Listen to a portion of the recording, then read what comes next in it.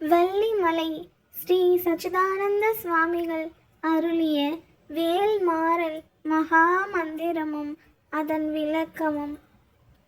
வேல்மாறல். முதல் பாடல்.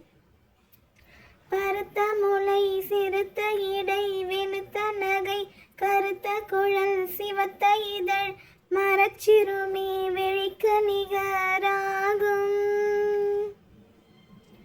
விளக்கம்.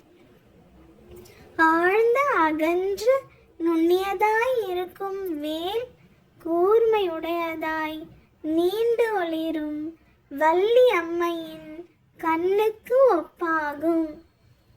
வள்ளி அம்மையின் கடைக்கண் பார்வையால் விளையும் பயன்களை வேல் அருளும் என்பது குறிப்பாகும். வேலும் மயிலும் துணை, வேலும் மயிலும் துணை,